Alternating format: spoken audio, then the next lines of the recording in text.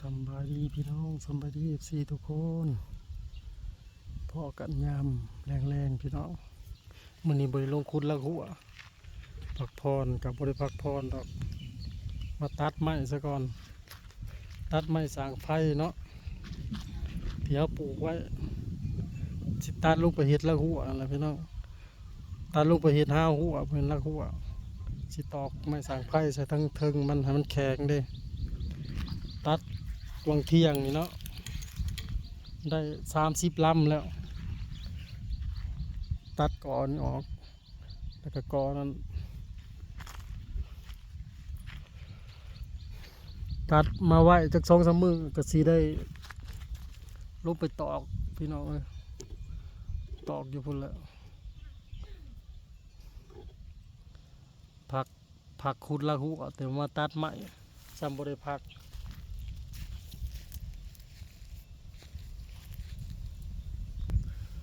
ไม่สั่งไผ่เขาปลูกเองพี่น้อง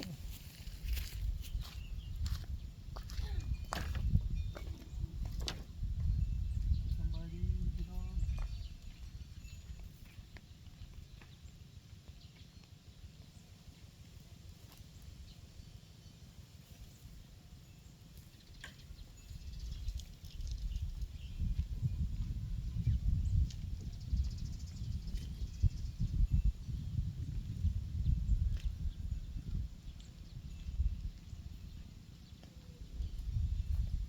ตัดแล้วก็ดึงลงมาแล้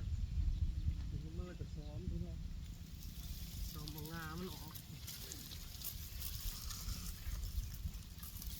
ซ้อมใบบอลดีเอาไว้เขาเนาะไว้ซุ้มสูง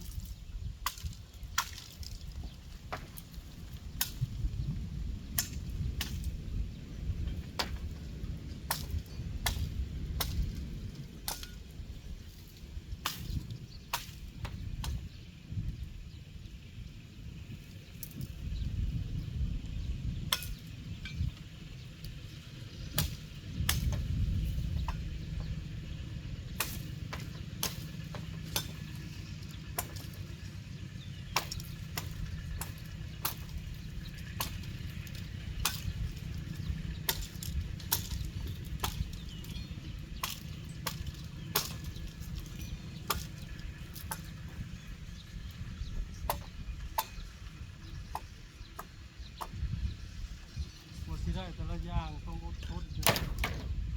ตันแล้วก็ดึงมาจะตอกเนาะ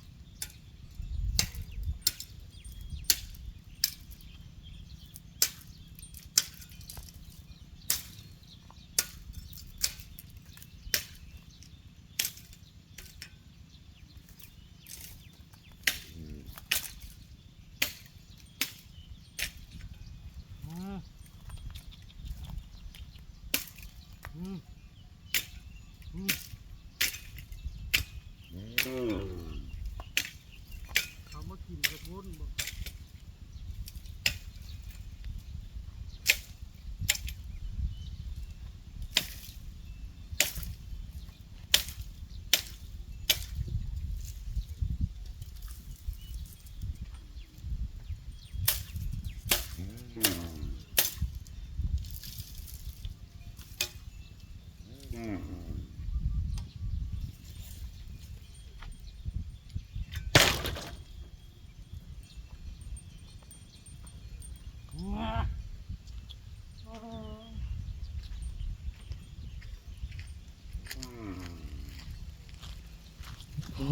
ก็จะได้แต่ละลำพี่น้องมี30 กว่าแหละบรรยากาศสีครึ้มๆเหมือนพี่น้องคือพ้นสิตกม่วงก็เหลือ3-4 หมากกินไปหลายหมากเติมแล้วเขาเจ้าไทยหุดหน้าเขาเจ้าสิหวานเพื่อของเขาก็สิเตรียมไทยต่ออยู่พี่น้องคุณละหัวอ้อมด้านนี้แล้วนะด้านเนื้อด้านสายไฟ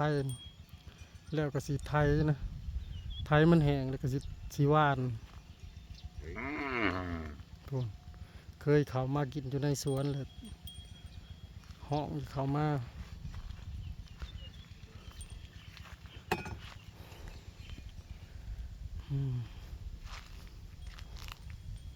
อยู่ไห่อยู่หน้าอยู่หัวอยู่สวนพี่น้องความสุขไฟมันสร้างเอาเองสุขคนเฮาบ่ทอกันเนาะบางคนก็อยู่ในเมืองเพิ่นก็ความสุขไปแบบอยู่ในเมืองอยู่บนนอกก็มีความสุขไปอีกแบบหนึ่งน้ำนองเขาก็